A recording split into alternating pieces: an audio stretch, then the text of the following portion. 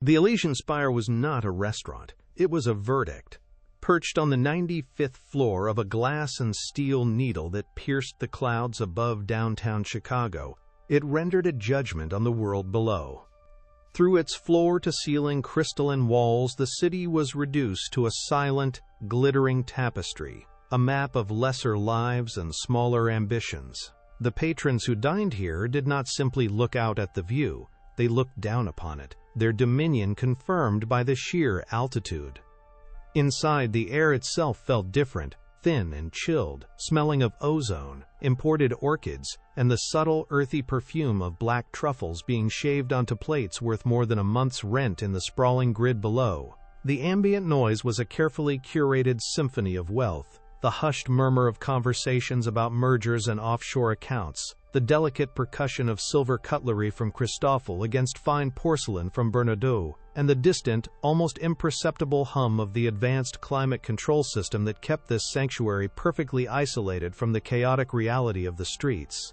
The lighting was an art form, with constellations of crystal chandeliers casting a cold, diamond-like glow that made everyone look both beautiful and severe, like figures in a museum exhibit on 21st-century power. It was a place built to amplify success and to make failure feel like an impossible, distant rumor from another world. In this temple of opulence, Lena Washington moved with a practiced invisibility. Her uniform, a severe ensemble of charcoal gray, was impeccably tailored, its sharp lines designed to make her blend into the minimalist decor of brushed chrome and dark mahogany. She was a ghost in the machine of elite service, her movements economical and precise, a ballet of silent efficiency. She could refill a water glass without a single drop disturbing the surface, clear a plate without interrupting the flow of a sentence, and anticipate a patron's need for a fresh napkin before they were consciously aware of it themselves. To the titans of industry and finance who occupied these tables, she was less a person and more a function, a pair of hands that appeared and disappeared as needed. This anonymity was a cloak she wore deliberately, a shield against the casual cruelty and dismissive glances of a world she served but did not belong to. Her face was set in a mask of pleasant, professional neutrality, her eyes revealing nothing of the storm that raged within her. No one who saw the quiet waitress performing her duties could ever guess at the universe of knowledge and grief she carried within the confines of that perfectly pressed uniform, a universe that was about to collide with this cold, sterile world. Beneath the placid surface of the competent waitress was a scholar, a prodigy whose life had been violently derailed. Lena Washington was supposed to be Dr. Lena Washington, the curator of military antiquities at the Smithsonian. She had been on the precipice of that life, her doctoral dissertation at Howard University on the socio-political significance of battlefield decorations in the 20th century already being hailed as a landmark work. But then came the phone call, the one that shattered her world into a million irreparable pieces. Her father, Sergeant Marcus Washington Jr., a decorated veteran and the proud owner of a third-generation logistics company, had suffered a massive stroke. The cause was not merely medical, it was financial. His business, the legacy his own father had built after returning from war, had been methodically dismantled by a predatory private equity firm in a hostile asset-stripping scheme. They had been bled dry, forced into a fraudulent bankruptcy, and left with nothing but mountains of debt and the hollowed-out shell of a life's work. Now, instead of cataloging history, Lena was managing a grueling schedule of medications, physical therapy, and the crushing weight of medical bills that crested over $7,000 every single month. The Elysian Spire, with its generous tips from patrons who would never know her name, was the only thing standing between her father's dignity and complete ruin. The stage is set for a confrontation that will change everything. We're about to travel to the heart of Chicago, but first, we'd love to know where this story is reaching you today. Comment your location below and be sure to subscribe to join our community. The delicate equilibrium of the evening was shattered by the arrival of Alistair Finch. He did not simply walk into the restaurant, he conquered it. The maitre d', a man known for his unflappable composure, practically bowed as he escorted Finch to the best table in the house, the prime corner spot with a panoramic, godlike view of the city. Finch moved with the unhurried arrogance of a man who had never been told no, his $15,000 bespoke suit hanging on him not as clothing, but as a statement of financial warfare. He was followed by a younger, visibly nervous man, an investor he was clearly aiming to impress. Finch acknowledged the staff with a dismissive wave of his hand, his eyes sweeping over them as if they were part of the furniture, unworthy of direct eye contact. A cold energy radiated from him, a palpable aura of contempt for anyone he deemed beneath his station. As Lena approached the table to offer water, he was already deep in conversation, his voice a low, confident growl that cut through the restaurant's hushed ambiance. He spoke of leveraging assets, of hostile restructuring, of maximizing shareholder value at any human cost. Each piece of corporate jargon was a small, sharp stone thrown into the placid pool of Lena's carefully maintained composure, each one a painful echo of the words she had read in the legal documents that had destroyed her family. The performance began subtly. Finch leaned back in his chair, a predator at ease, and regaled his guest with tales of his business acumen. He spoke of companies not as living entities made of people and dreams, but as lines on a balance sheet, resources to be plundered and discarded. He detailed a recent takeover, laughing about how he had gutted the pension fund to finance the acquisition, a move he described as a stroke of strategic genius. The investor nodded along, his face a mixture of awe and fear.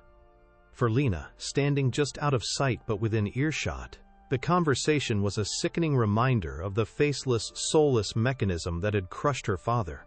A cold knot of dread began to form in the pit of her stomach, a familiar feeling of powerless rage that she had learned to suppress over the years. She could feel her heart beginning to beat a little faster, a frantic drum against her ribs, as she willed herself to remain calm, to remember that she was here to do a job, to earn the money that kept her father alive. She was invisible, she was a function, and that was her only protection in a room full of wolves. But the worst was yet to come. A targeted act of cruelty that would make her invisibility impossible to maintain. With a flourish designed for maximum dramatic effect, Alistair Finch reached into his jacket pocket and produced a small, ornate box crafted from dark, polished mahogany. He placed it on the center of the table with a soft, definitive click, drawing the eye of his guest. This, his posture seemed to say, is the main event. He began to speak, his voice dripping with condescension, weaving a narrative of his own cleverness.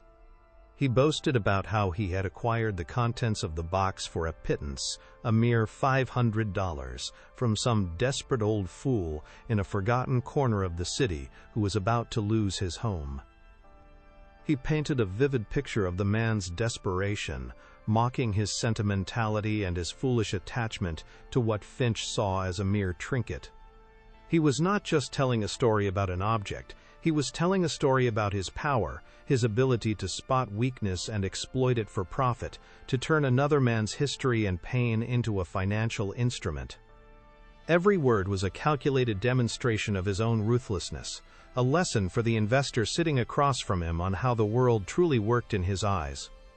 For Finch, this was simply another anecdote to prove his dominance. He slowly opened the lid of the box, revealing the object nestled within on a bed of faded velvet.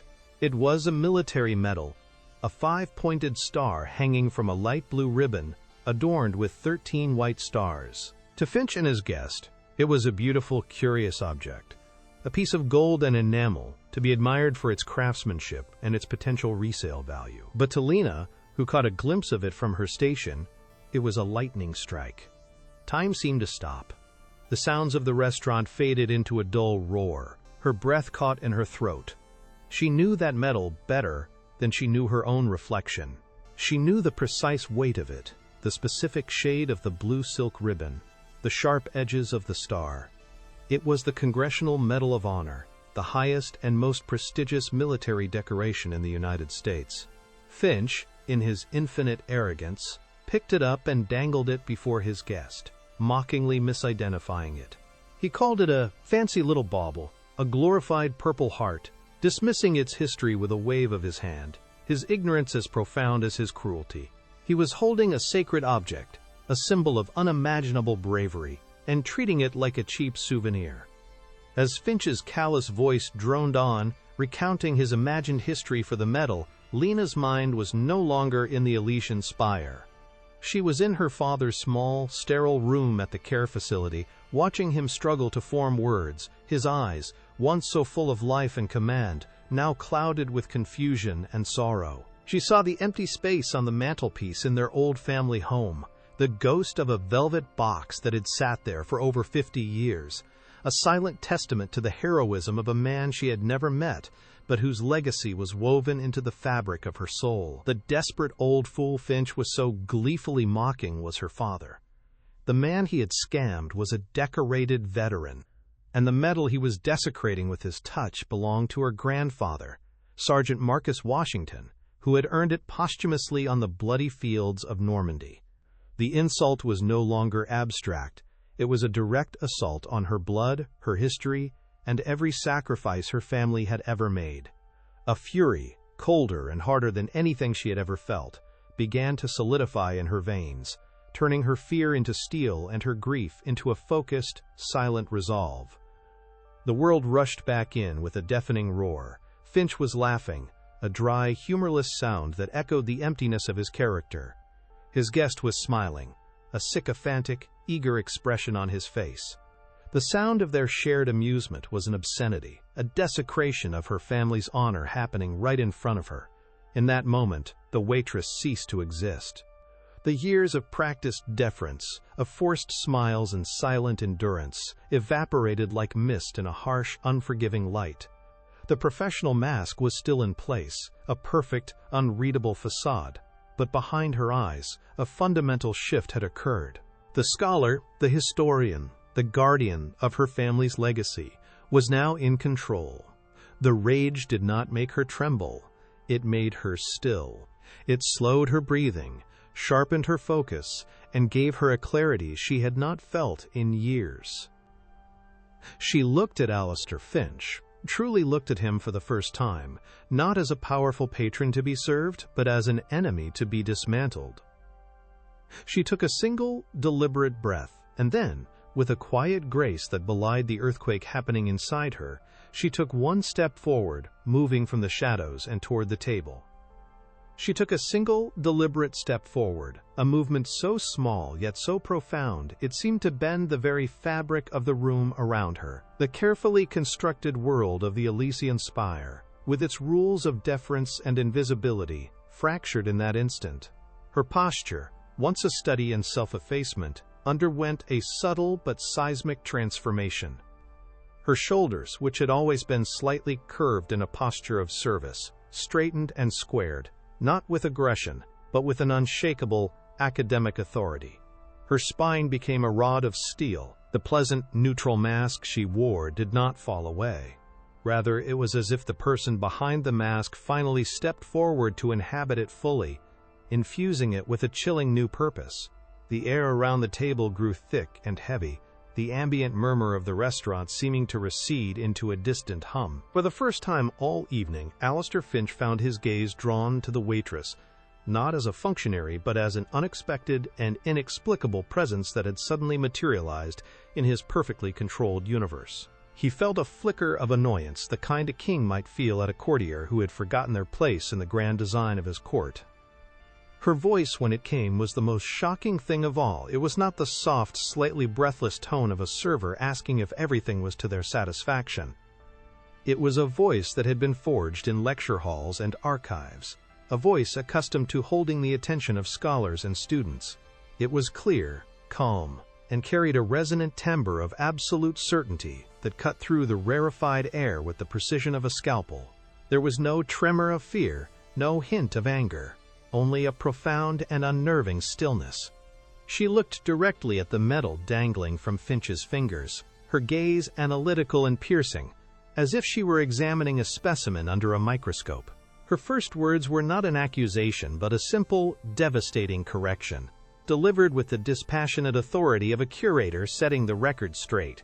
The words hung in the air, each one perfectly enunciated, a stark contrast to the slurred, self-satisfied tones Finch had been using moments before. The entire narrative he had so carefully constructed for his guest began to unravel with that single, quietly spoken sentence, a thread pulled that would soon bring the entire tapestry of his arrogance crashing down around him in ruins. "You are mistaken," she said, her voice a low, steady current in the sudden silence of the table. "That is not a glorified Purple Heart. It is the United States Army variant of the Congressional Medal of Honor, instituted in 1862. Her eyes, which had been downcast and deferential all evening, were now locked onto the object, and in their depths, a universe of knowledge ignited. Finch stared at her, his mouth slightly agape, a sneer of disbelief beginning to form on his lips. He started to make a dismissive gesture, to wave her away like a bothersome insect, but her voice continued, gathering force and detail, weaving a net of facts so dense and specific that it was impossible to ignore. "The light blue silk ribbon," she continued, her gaze unwavering, "is adorned with 13 white stars, representing the original colonies.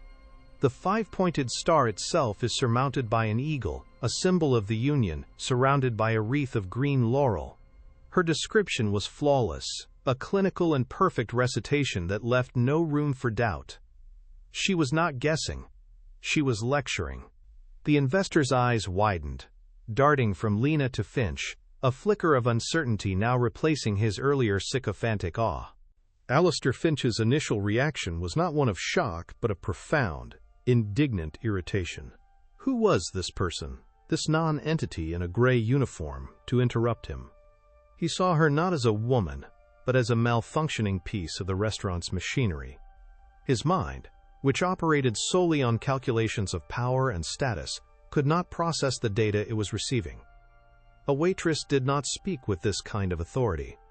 A waitress did not correct him. A waitress did not possess knowledge that was not directly related to the wine list or the daily specials. He felt a surge of proprietary anger, the same he would feel if a chair he was sitting on suddenly collapsed.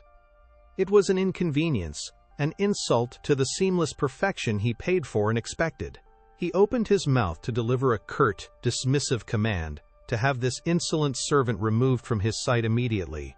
But her words continued to flow, each one a small, sharp stone striking the flawless glass of his self-regard, and he found himself momentarily paralyzed by the sheer audacity of the assault on his dominance. The world he had built for himself was predicated on the silence and compliance of people like her, and her voice was a violation of its most fundamental law. She ignored his brewing fury, her focus remaining entirely on the hallowed object in his hand. She began to speak of the criteria for its awarding, her language shifting from descriptive to deeply historical. This specific version of the medal, she explained, was awarded for conspicuous gallantry and intrepidity at the risk of life, above and beyond the call of duty. Her words filled the space between them, painting a picture of unimaginable sacrifice and courage. She spoke of the intense scrutiny each nomination underwent, of the acts of valor so profound they bordered on the superhuman. She was no longer just a waitress. She had transformed into a historian, a guardian of sacred stories, standing in a temple of empty wealth and speaking of true, immeasurable value. The contrast was so stark it was almost violent. The cold, calculated world of Finch's business dealings, of leveraging assets and gutting companies, seemed to shrink and wither in the face of the raw, human heroism she was describing. The $15,000 suit, the panoramic view of the city, all of it suddenly seemed cheap and insignificant, next to the weight of the history contained in that small piece of gold and enamel. Then her focus narrowed, becoming intensely personal. She looked from the medal to Finch's eyes for the first time, and he saw not a servant, but an equal. "This medal," she said, her voice dropping slightly, becoming more resonant with a controlled, contained grief, "was awarded for actions taken on December 16, 1944, during the opening hours of the Battle of the Bulge, near the forests of the Ardennes." She recounted the story with the vivid detail of an eyewitness, describing a young sergeant who, Finding his platoon pinned down by heavy machine gun fire and his commanding officer killed, single-handedly charged 3 enemy positions. She spoke of the freezing snow, the deafening roar of battle, and the selfless act that saved the lives of 17 men at the cost of his own. The narrative was so powerful, so immediate, that the hushed restaurant with its crystal chandeliers seemed to fade away, replaced by the stark, brutal reality of a frozen battlefield. The investor was no longer looking at Finch. He was captivated by Lena, his face a mask of stunned reverence. He was hearing not a history lesson, but a eulogy. She paused, letting the weight of the story settle into the suffocating silence. The air was electric with unspoken tension. The clinking of distant cutlery had stopped. Several patrons at nearby tables had turned, their own conversations forgotten, drawn in by the magnetic pull of the unfolding drama. Lena's composure was absolute, a stark and terrifying contrast to the chaotic emotions she was unleashing in the room. She was in complete control, not just of her own voice and her own story, but of the entire atmosphere of the restaurant. Alistair Finch, a man who commanded boardrooms and moved markets with a single phone call, was utterly powerless. He was a guest in her narrative now, a villain in a story far older and more important than any of his corporate conquests. He could feel the power dynamic of the entire evening, of his entire life, shifting beneath his feet, the solid ground of his arrogance turning to quicksand. He was being unmade, piece by piece, by the quiet, relentless words of a woman he had not even deemed worthy of a second glance. And then came the final, devastating blow, the words that would forever alter the course of both their lives. She took a small, almost imperceptible breath, the only sign of the monumental effort it took to keep her voice so steady.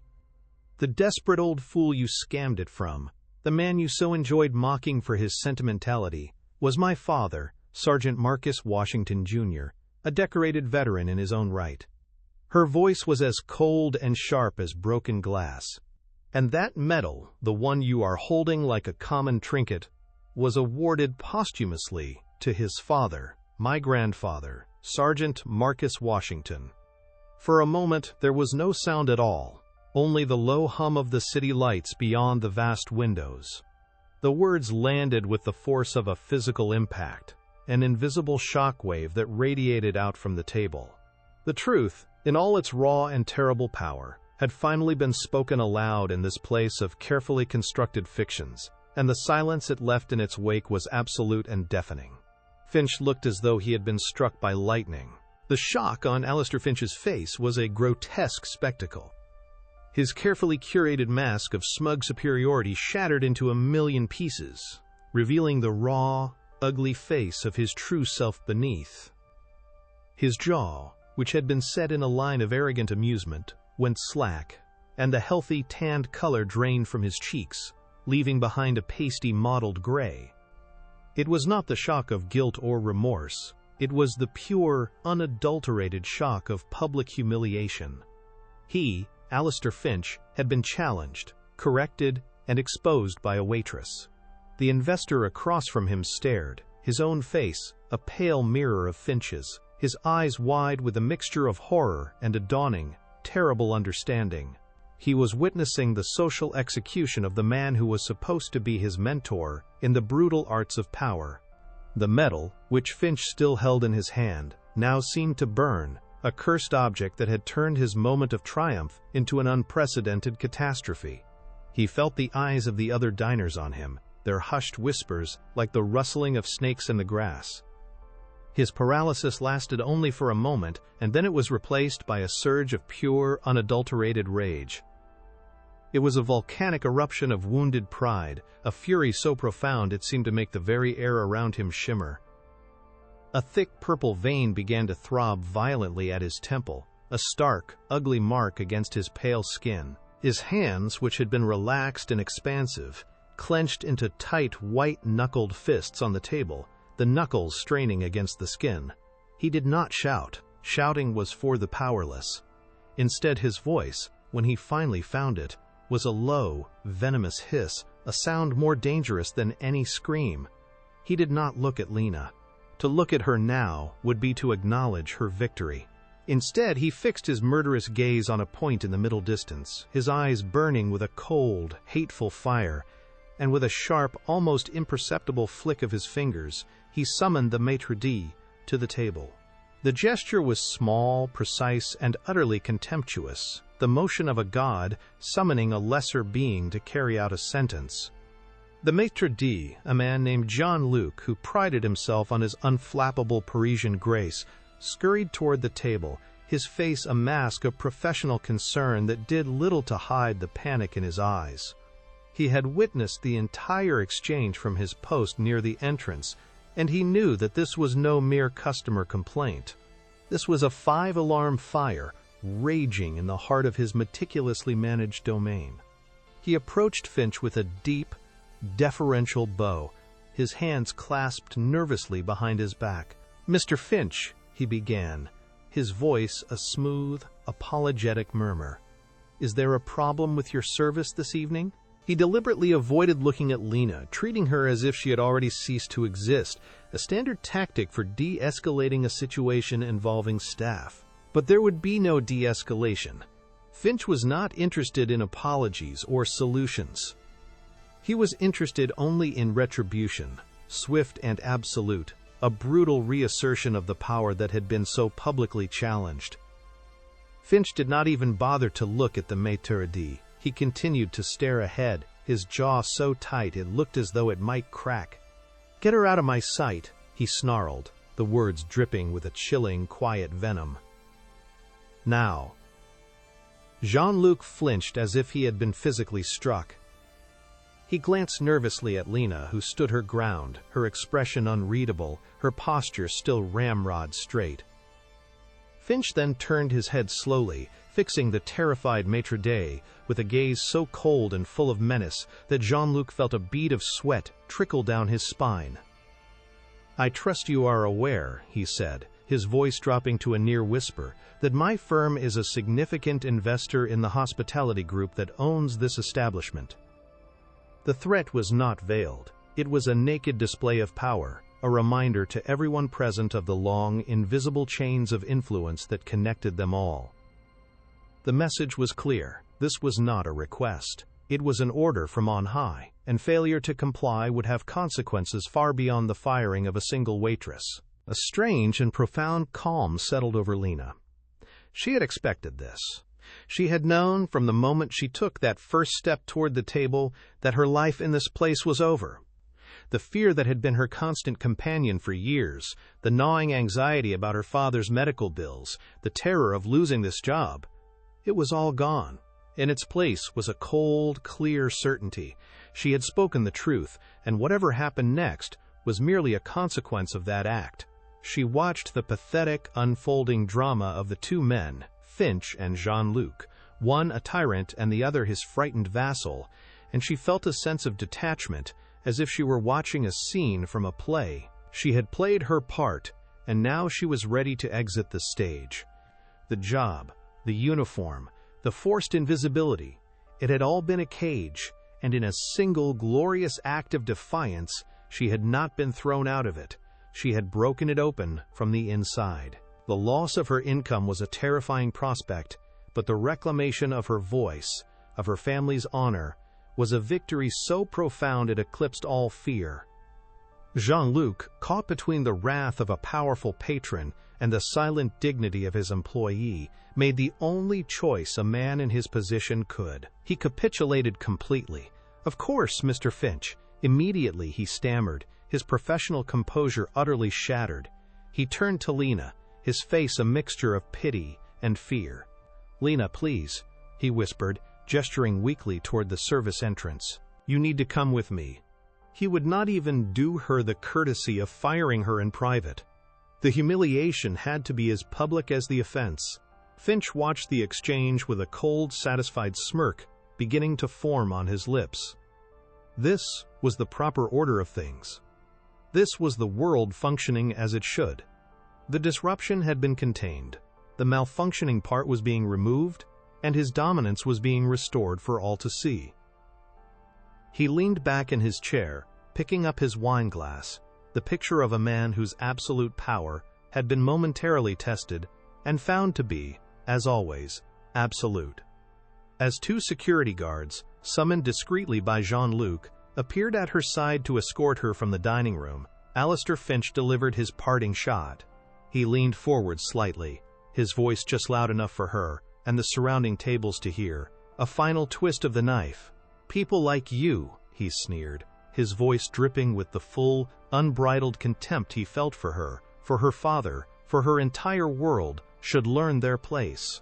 The words were meant to be a final, crushing blow, a reminder of her powerlessness, a brand of her inferiority that she would carry with her out into the cold night. But the words had the opposite effect. They did not crush her, they crystallized her resolve. They echoed in her mind, not as an insult, but as a declaration of war. In that moment, she knew that her fight was not over. It had just begun. She would not just learn her place. She would define it, and she would build it on the ruins of Alistair Finch's empire. The walk through the restaurant was not a walk of shame, it was a victory lap. She held her head high, her gaze fixed forward, not looking at the curious, pitying, or scornful faces of the patrons she passed. She was aware of the silence that followed her, the wake of her defiance rippling through the room. The charcoal gray uniform, which had once felt like a shield, now felt like a costume she was finally shedding, the skin of a former life that no longer fit. As she passed through the heavy glass doors and into the sterile, fluorescent-lit service corridor, she did not feel a sense of loss. She felt a profound sense of liberation. The ghost in the machine had just become a warrior. The invisible woman had just made herself unforgettable. Alistair Finch believed he had won, that he had put her back in her place. He had no idea that he had just unleashed the one person in the world who had the knowledge, the motivation, and now, the absolute will to bring him to his knees. The sudden blast of the cold Chicago night air was a shock to her system. It was a raw, chaotic reality, a world away from the perfectly climate-controlled sanctuary of the Elysian Spire. The wind whipped around the corners of the towering skyscrapers, carrying with it the sounds of sirens, the rumble of the L train, and the distant, lonely cry of a ship's horn from Lake Michigan. Lena stood on the pavement, the thin fabric of her uniform offering little protection against the biting cold. For a moment, she just breathed, letting the harsh, unfiltered air of the city fill her lungs. The adrenaline that had sustained her through the confrontation began to fade, and in its place, a cold, creeping dread began to take hold. The reality of her situation crashed down upon her with the force of a physical blow. She was unemployed. She had no savings to speak of. And in less than 2 weeks, another $7,000 bill for her father's care would be due. The weight of it was immense, a crushing, suffocating pressure that threatened to extinguish the fire of her defiance. A wave of pure, undiluted panic washed over her. Her heart, which had been so steady and calm in the face of Finch's fury, now began to pound against her ribs with a frantic, terrified rhythm. Her breath came in short, sharp gasps. "What have I done?" The question screamed in her mind, a chorus of doubt and regret. She had sacrificed her father's lifeline for a moment of righteous anger. She had traded his security for her pride. The image of his face, trusting and vulnerable in his hospital bed, flashed in her mind, and a wave of guilt so profound it made her physically nauseous swept through her. She leaned against the cold granite wall of the building, closing her eyes, trying to fight back the tears that were burning behind them. For a few desperate, terrifying moments she was lost, adrift in a sea of her own making with no land in sight. The victory she had felt just moments before now seemed like a foolish, childish indulgence, a reckless act of self-destruction. The journey home on the train was a blur of flickering lights and anonymous faces. She stared out the window at the city flashing by, but she didn't see it.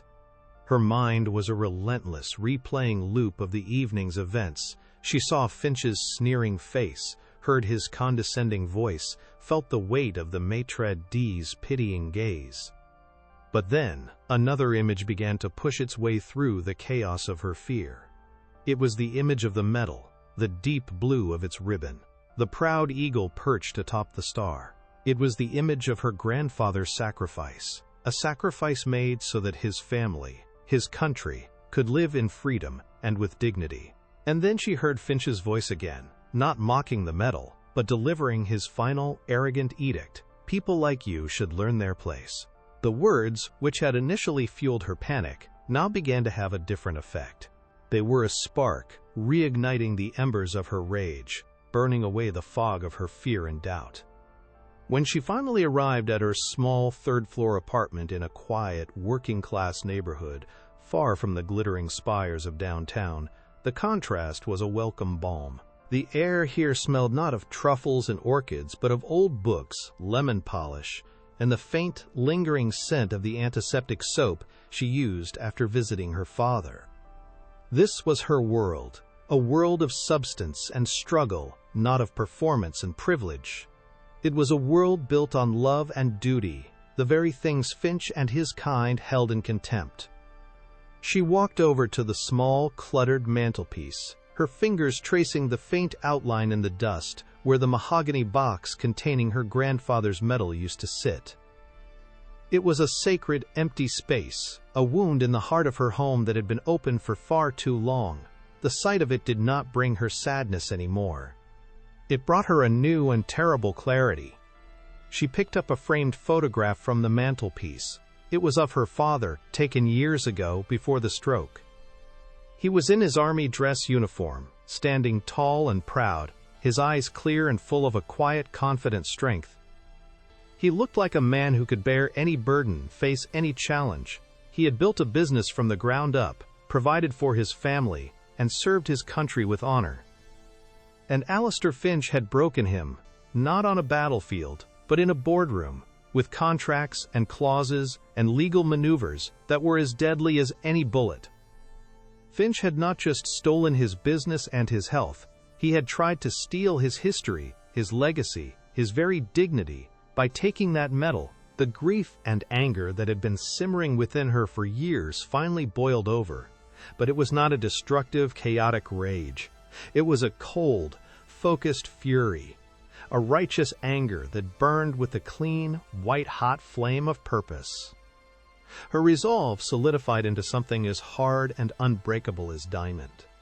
The sneering, contemptuous face of Alistair Finch became her focal point, the image she would carry with her into the battle to come. Learn their place. The words echoed in her mind, but they were no longer an insult. They were a mission statement. Her place was not as a silent, invisible servant. Her place was not as a helpless victim of a predatory system.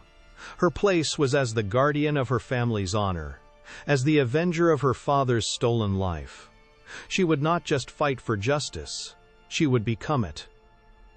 The fear for her father's future was still there, a cold knot in the pit of her stomach, but it was no longer in control. It was now fuel for the engine of her newfound purpose. She would find a way. She would not let him down. She would not let Finch win. She did not sleep that night. The exhaustion that weighed on her body was no match for the furious energy that coursed through her mind. She sat at her small kitchen table, the pale light of a street lamp casting long shadows across the room, and she began to work. The historian, the scholar, the researcher she had been forced to suppress for so long, reawakened with a vengeance. She pulled out the old, dusty boxes from the back of her closet, the ones filled with the legal documents from her father's bankruptcy. For years they had been a source of pain and shame, a monument to her family's defeat. Now they were a weapon. She spread the papers across the table, her trained eyes scanning the dense, legalistic text, searching for patterns, for inconsistencies, for the telltale signs of the fraud she had always suspected but could never prove. She created timelines, cross-referenced documents, and made notes in the margins, her handwriting small and precise. The sun began to rise, casting a gray, hopeful light into the room, and for the first time in years, Lena Washington knew exactly who she was and what she had to do. With the first light of dawn painting the sky, she picked up her phone. Her fingers were steady as she scrolled through her contacts, past the numbers for pharmacies and physical therapists, until she found the one she was looking for. Dr. Alistair Albright, her former dissertation advisor at Howard University, a man whose belief in her had never wavered, even after she had disappeared from the academic world. The phone rang, the sound unnaturally loud in the quiet of her apartment. Each ring was a lifetime, filled with the trepidation of reconnecting with a past she had abandoned, and the hope that he might be the key to... Dr. Alistair Albright answered on the third ring, his voice exactly as Lena remembered it from the lecture halls of Howard University, a warm, resonant baritone that always sounded as if it were on the verge of sharing a profound and fascinating secret about the world. He was a man who saw history not as a collection of dusty dates and forgotten names, but as a living, breathing story of human struggle and triumph. "Lena," he said, his voice filled with a genuine, surprised warmth that brought an immediate lump to her throat. "My goodness, it has been too long. Where have you been hiding that brilliant mind of yours?" The simple, unreserved kindness in his tone was almost too much to bear. It was a stark reminder of the life she had lost, the world of intellectual curiosity and academic purpose she had been forced to abandon. She took a moment to compose herself, the ghosts of her past and the crushing weight of her present swirling around her, before she began to tell him everything, her voice steady and clear despite the storm raging inside her. She recounted the events of the past several years with a clinical, almost detached precision, starting with her father's stroke and the subsequent financial collapse of his company. She spoke of the endless cycle of medical appointments, the suffocating mountain of debt, and the soul-crushing anonymity of her life as a waitress. She then detailed the events of the previous evening at the Elysian Spire, describing Alistair Finch's arrogant cruelty, the desecration of her grandfather's Medal of Honor, and her own small, explosive act of rebellion. As she spoke, she could hear the quality of the silence on the other end of the line change. Dr. Albright's warm, academic curiosity was replaced by a heavy, focused stillness, the kind of attentive silence a general gives to a battlefield report. He did not interrupt her once, letting her pour out the entire sordid, painful story without judgment or platitude. He was not just hearing her words, he was absorbing the full weight of her experience, the years of silent suffering and the righteous fury that had finally broken the surface. When she finished, the silence stretched for a long, heavy moment. Lena held her breath, a sudden, cold fear gripping her. What if he thought she was crazy? What if he offered her empty sympathies and wished her well, severing the last fragile link to her former life? But when Dr. Albright finally spoke, his voice was no longer just warm, it was forged in steel. "Lena," he said, and the authority in his tone was absolute, "what that man did was not just an insult, it was a desecration of history itself. And what he did to your father was not just business, it was a crime. You were my most promising student, not because you were smart, but because you understood that history has a moral weight. You have a duty to see this through, and I have a duty to help you." The words were a lifeline, a validation of everything she felt, a powerful affirmation that she was not alone in this fight. He was not just a former professor, he was her first ally. Dr. Albright did not waste time with theoretical encouragement. He immediately shifted into the role of a strategic mentor, his mind, accustomed to navigating the complex narratives of the past, now focused on shaping the future. "Finch is a creature of public perception," he explained, his voice sharp with tactical clarity. "To defeat him, you cannot simply be right, you must be seen to be right, and in a forum he cannot control. The courts are his playground, bought and paid for. We need to take this to the court of public opinion." He paused, the sound of him tapping on a keyboard echoing faintly down the line. "There is a man," he continued, "a journalist. His name is David Chen. He's a bulldog, a tenacious investigative reporter who specializes in corporate malfeasance. He's made a career out of exposing men like Finch." I mentored him during his master's program years ago. He owes me a favor. I'm sending him your number right now. Tell him everything. Do not leave out a single detail." The speed and decisiveness of his actions sent a surge of hope through Lena, a feeling so foreign and so powerful it almost made her dizzy. The meeting with David Chen took place 24 hours later in a cramped, chaotic office that smelled of stale coffee, old newsprint, and a faint electric hum of overworked computers. The space was a physical manifestation of David's mind, cluttered, intense, and entirely dedicated to the pursuit of hidden truths. Stacks of files and binders teetered precariously on every available surface, and the walls were covered in a complex spiderweb of newspaper clippings, photographs, and handwritten notes connected by colored string.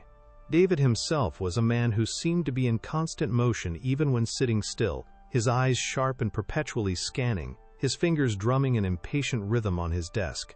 He listened to Lena's story with an air of professional skepticism, his expression unreadable. He had heard countless stories of corporate greed and personal ruin. His job was to separate the righteous from the merely aggrieved. Lena, sensing his reserve, did not rely on emotion. She knew that a man like David Chen dealt in facts, not feelings. She opened the worn cardboard box she had brought with her and began to lay out the documents from her father's bankruptcy on his cluttered desk, creating a small island of order in the chaos of his office. She presented the evidence with the same meticulous organization she would have used for a doctoral dissertation. She had the predatory loan agreements, the fraudulent asset valuations, the notices of default that had been delivered with impossible deadlines. She had created a timeline, cross-referencing every document, highlighting every inconsistency, every legal clause that had been designed not for business, but for entrapment. She spoke calmly and rationally, walking him through the complex financial scheme step by step, her voice the steady, authoritative tone of the scholar she truly was. As she spoke, she saw a subtle shift in David Chen's demeanor. His professional skepticism began to melt away, replaced by a focused, predatory gleam in his eyes. He leaned forward, his impatient finger-tapping ceasing, and began to examine the documents she had laid out, his sharp eyes darting from one page to the next. He recognized the patterns, the legal architecture of a classic asset-stripping scheme.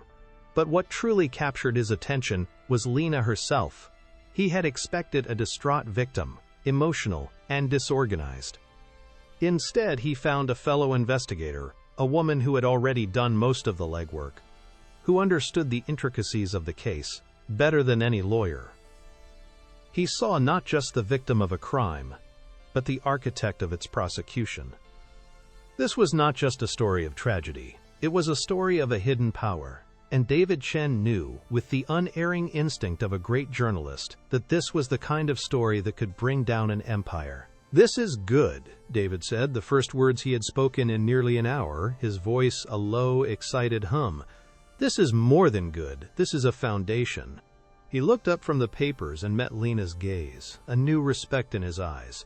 "But Finch is smart. He's covered his tracks with layers of shell corporations and offshore accounts. The documents you have here prove the mechanism of the bankruptcy, but they don't definitively tie Finch's hand to the trigger. We need something more. We need to find the internal communications, the memos, the emails that show intent. That's the smoking gun. And it's buried so deep it might as well be on the dark side of the moon." A lesser person might have been discouraged by the monumental task ahead, but for Lena, his words were a confirmation. She was no longer alone, fighting in the dark. She now had a partner, a professional, who understood the terrain of the battlefield she was about to enter. Thus began the hunt. The next few weeks were a grueling immersion into the shadowy world of corporate espionage and forensic investigation. Lena's life became a blur of late nights in David's office, fueled by lukewarm coffee and a shared, burning desire for justice. She pored over mountains of public records, her academic training and archival research proving to be an invaluable asset. She sat for hours in the dusty basements of city archives, her eyes straining to read the faint print on decades-old microfiche, tracing the complex web of property deeds, zoning applications and incorporation documents that Finch had used to build his empire. She was searching for a single weak link in a chain that had been meticulously designed to be unbreakable, a single crack in a fortress of legal and financial obfuscation. It was frustrating, mind-numbing work, a search for a needle in a haystack the size of a city. They hit wall after wall. Finch's corporate structure was a masterclass in plausible deniability. Every subsidiary was registered in a different state or a different country, each one insulated from the others by a labyrinthine series of legal firewalls. It was a hydra, a multi-headed beast where every visible entity was just a decoy for the real power operating in the shadows. There were moments of profound despair, nights when Lena would stare at the complex diagram they had drawn on a massive whiteboard in David's office, a tangled mess of lines and boxes that seemed to lead nowhere, and wonder if she had made a terrible mistake.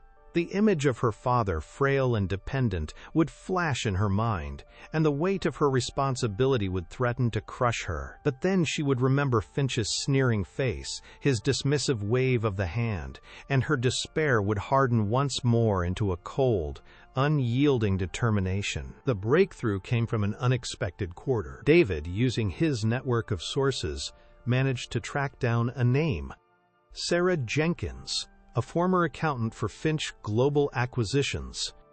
She had been fired 3 years prior for, as her official record stated, performance-related issues. But David's source hinted at the real reason. Sarah had started asking too many questions about a series of off-balance sheet transactions related to a real estate development project. The same project that was now a gleaming luxury condominium tower built on the very land where her father's logistics company had once stood. The connection was electric, a jolt of pure adrenaline that reignited their flagging hopes. Finding Sarah was one thing, but convincing her to talk would be another. She had signed a non-disclosure agreement thick enough to stop a bullet, and Alistair Finch was not a man who tolerated betrayal. They arranged a meeting at a small, anonymous coffee shop in a quiet suburban neighborhood, far from the prying eyes of the city. Sarah Jenkins was a woman who seemed to be perpetually looking over her shoulder, her hands trembling slightly as she clutched her coffee cup. She was terrified, her life since being fired from Finch's company a study in quiet paranoia. She had been professionally blacklisted, unable to find work in her field, a quiet, effective punishment for her curiosity.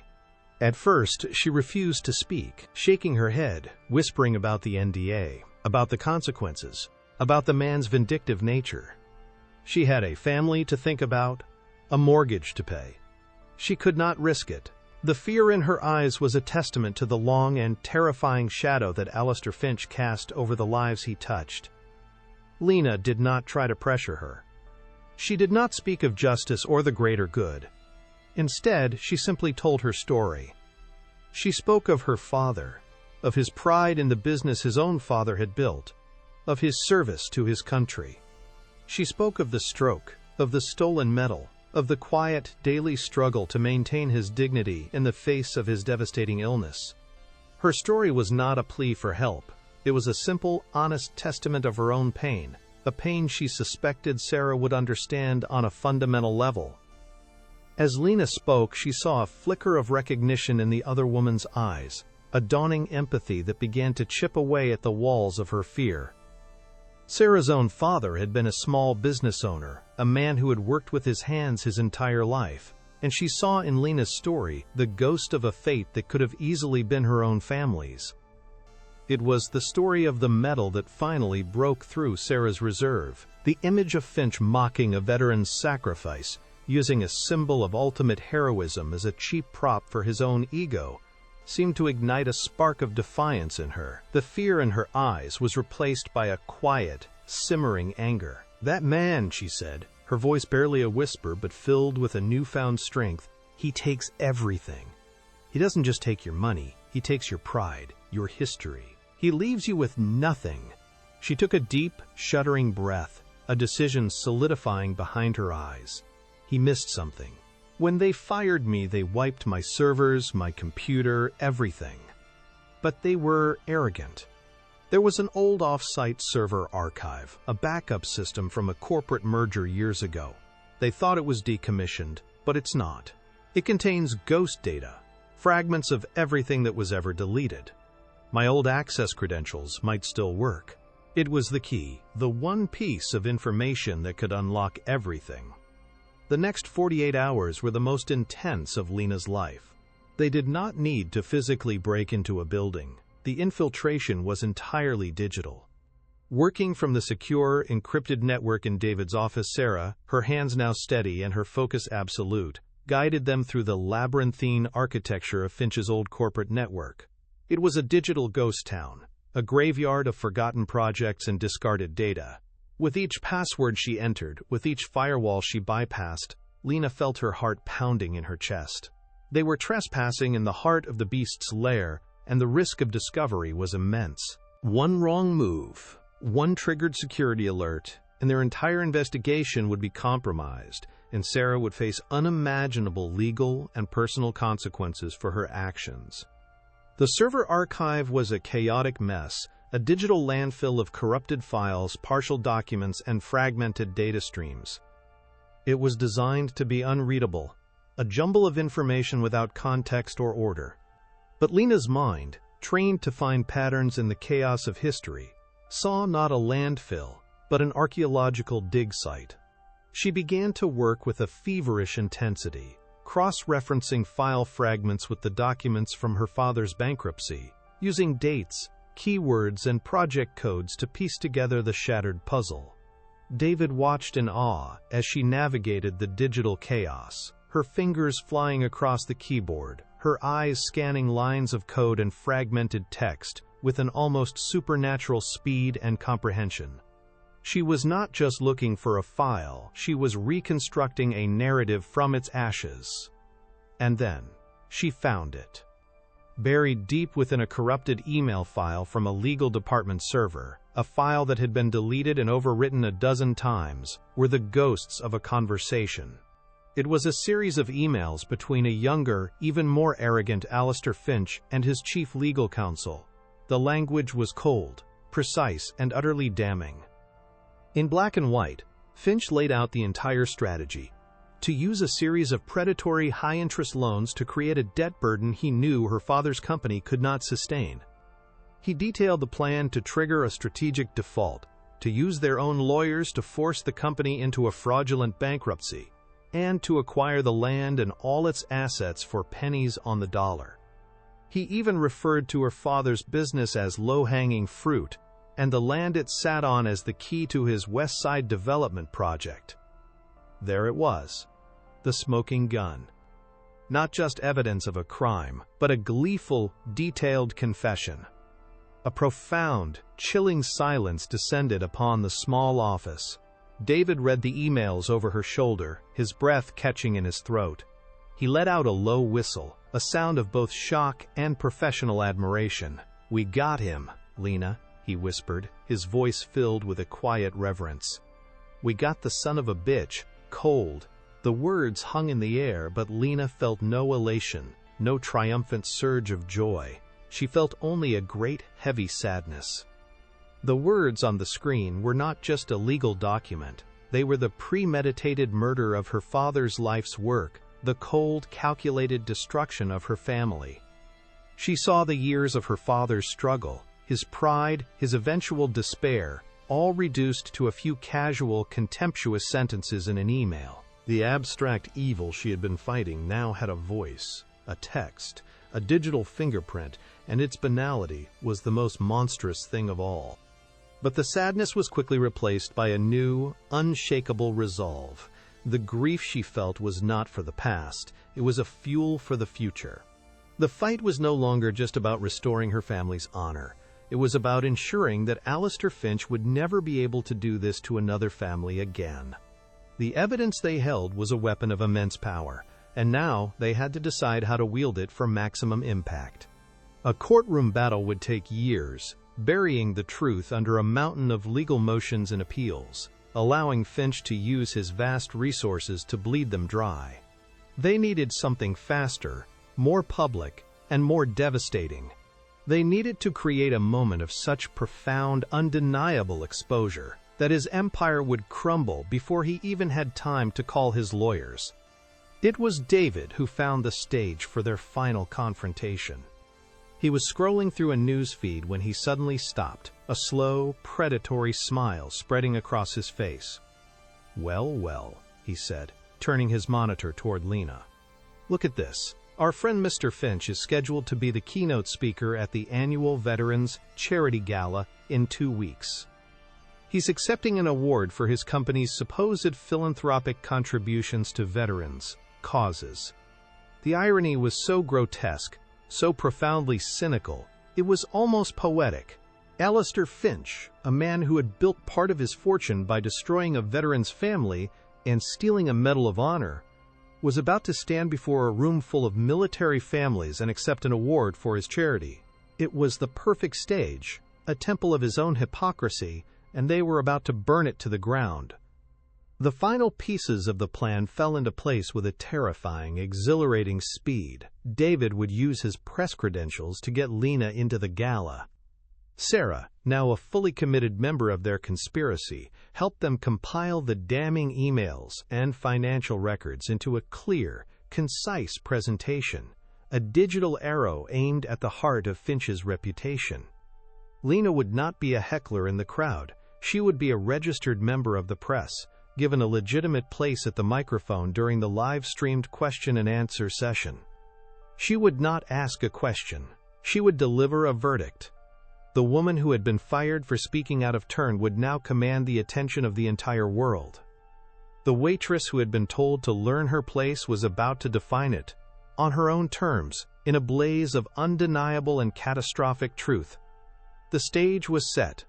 The trap was laid. All that was left was for the wolf to walk into it.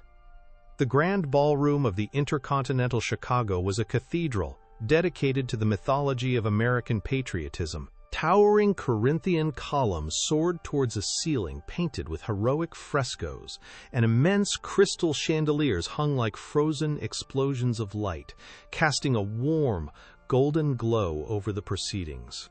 The air was thick with the scent of expensive perfume, aged whiskey, and the catered aroma of roasted duck, a fragrant tapestry of wealth and influence.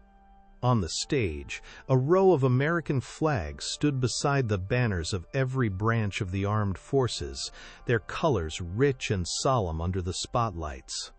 The room was a sea of black tie attire and elegant evening gowns, punctuated by the striking dress uniforms of the military elite, their chests glittering with rows of ribbons and medals that told stories of service and sacrifice. In the midst of this opulent display, Lena Washington sat at a small, designated press table near the back, a ghost from another world. She wore a simple, dark pantsuit, her only adornment a quiet, unshakable focus. She felt a profound sense of calm, the unnerving stillness of a predator that knows its prey is walking directly into a perfectly set trap. She observed the room not with awe, but with the analytical eye of a historian, seeing the layers of performance, the genuine honor of the old soldiers, and the cynical hypocrisy of the corporate titans, who used this night as a backdrop for their own self-aggrandizement. Her heart beat not with fear, but with the slow, steady, and inexorable rhythm of a coming reckoning. Alistair Finch took the stage to a wave of polite, sustained applause. He moved with the fluid, unearned confidence of a man who had never known a day of genuine struggle, his custom-tailored tuxedo fitting him like a second skin. He stood at the podium, basking in the warm glow of the spotlights, a picture of philanthropic grace. He began his speech, his voice smooth and practiced, a carefully modulated instrument of public persuasion. He spoke of the sacred duty of the private sector to support the nation's heroes. He used words like honor, sacrifice, and duty with a casual, almost profane ease, as if they were just more assets to be leveraged for a positive public image. He announced a new corporate initiative, a paltry vocational training program for veterans that was, in reality, little more than a tax write-off and a recruitment tool for his low-wage subsidiary companies. As he spoke, a large screen behind him displayed a slickly produced video of smiling veterans, their images used as props in his grand performance of corporate compassion. For Lena, every hollow word was a fresh insult, every empty platitude a desecration. She closed her eyes for a moment, and the image of her father, struggling to hold a fork in the sterile cafeteria of his underfunded care facility, burned brightly in her mind. That image was her anchor, her fuel, the silent, screaming truth in a room full of beautiful, elegant lies. When the speech concluded and the applause died down, the Master of Ceremonies announced a brief question-and-answer session, a standard part of the evening's carefully managed script. A few pre-selected journalists asked softball questions about Finch's economic forecast and his company's charitable strategy.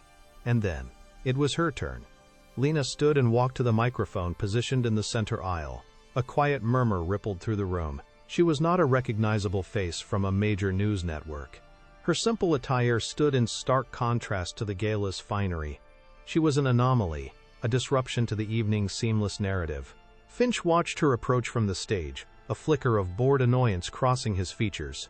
He saw only an insignificant woman, a minor inconvenience before he could return to his table and collect his accolades. Lena felt the weight of hundreds of pairs of eyes upon her, the heat of the spotlights on her face. She gripped the cool metal of the microphone stand, her knuckles white, and took a single, deep, centering breath. The roar of the world faded away, leaving only the silence of the vast ballroom and the steady, powerful beat of her own heart. In that moment, she was no longer a waitress, no longer a victim.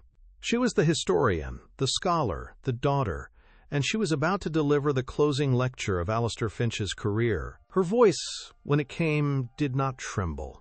It was amplified by the ballroom's sound system, filling every corner of the vast space with its calm, clear, and resonant authority. It was the voice of a person who deals in facts, in truths that have been buried but not forgotten.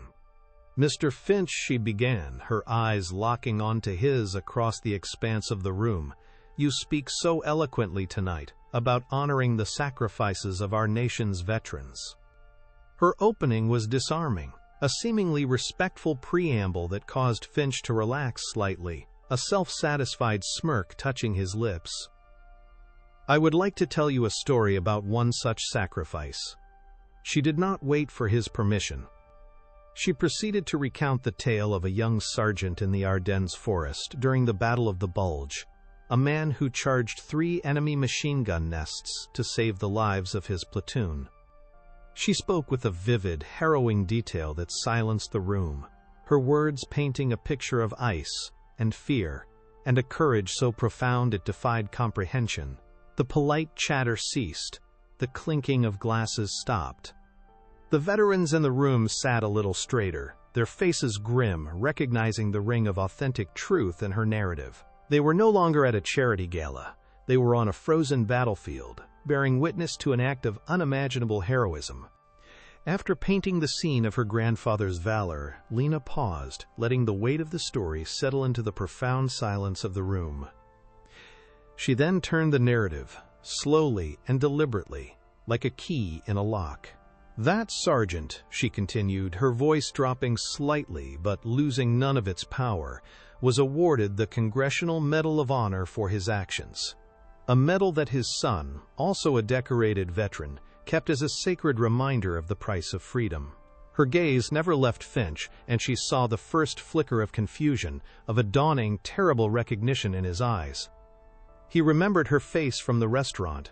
A cold knot of dread began to form in his stomach. "That medal, Mr. Finch, the very symbol of the sacrifice you claim to honor tonight, is the same medal you boasted of acquiring for a few $100s from a desperate old man. The same medal you held in your hand and called a fancy little bauble." A collective gasp swept through the ballroom, a sound like the rushing of a sudden wind. But Lena was not finished. Before Finch could react, before he could signal for the microphone to be cut, she delivered the final, devastating blow. "And as for that desperate old man, my father, Sergeant Marcus Washington, Jr., His desperation was a direct result of the fraudulent bankruptcy you engineered to destroy his company and steal his land. As she spoke the last word, she gave a small, almost imperceptible nod. In the tech booth at the back of the room, David Chen hit a single key on his laptop. The massive screens behind Alistair Finch, which had been displaying the gala's elegant logo, flickered for a second and then came to life with a new, terrible image. Displayed in stark, undeniable black and white for the entire room to see was the email chain. The text was enlarged, each damning word perfectly legible from 100 feet away.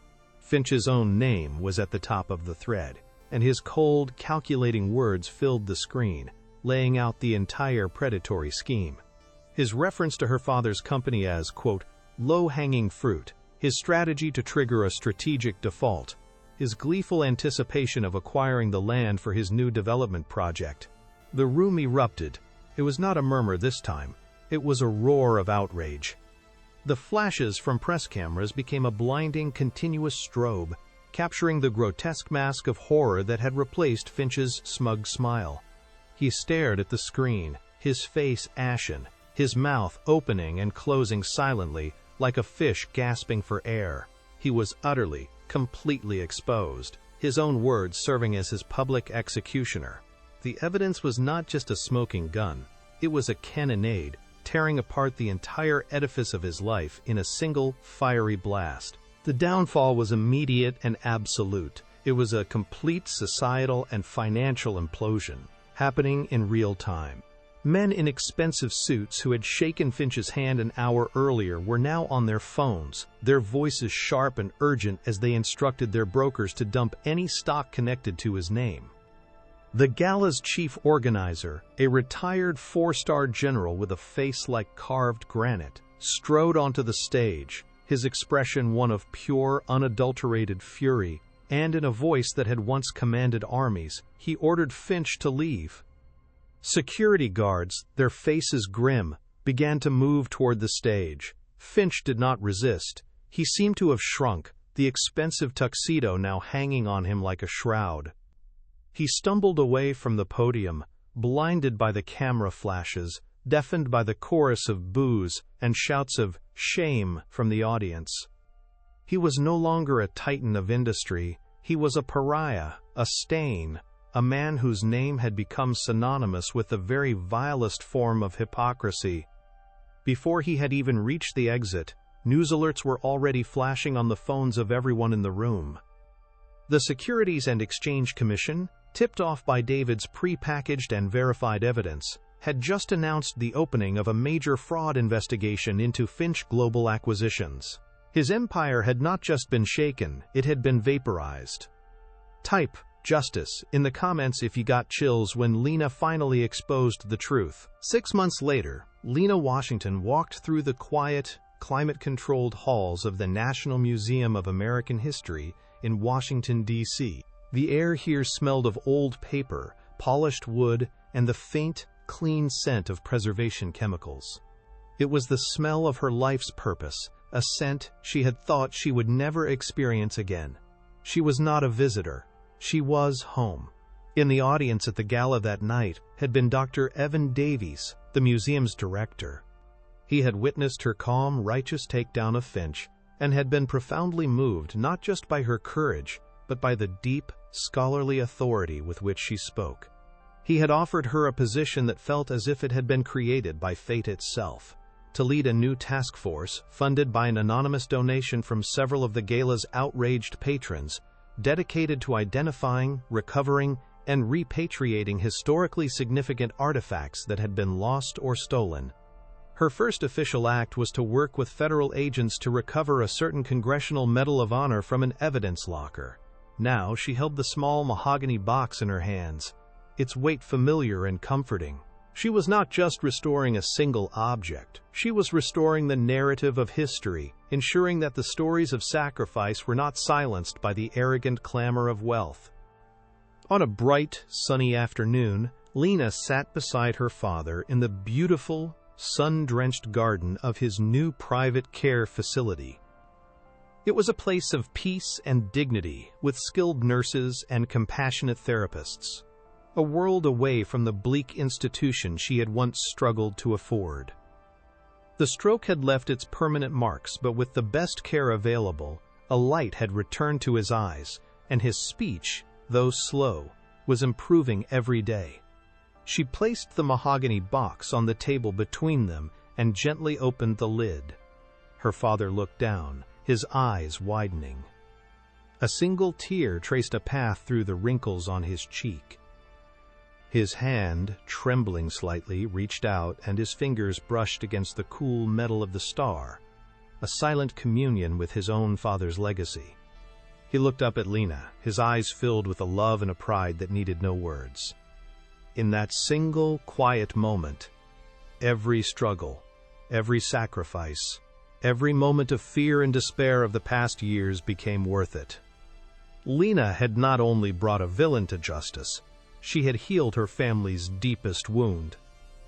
She had reclaimed their history, secured their future, and in doing so, had finally found her own rightful place in the world, not as an invisible servant, but as a guardian of truth and a warrior for justice. If Lena Washington's incredible journey from underdog to powerhouse inspired you, show your support by hitting that like button and sharing this story with someone who needs to see it.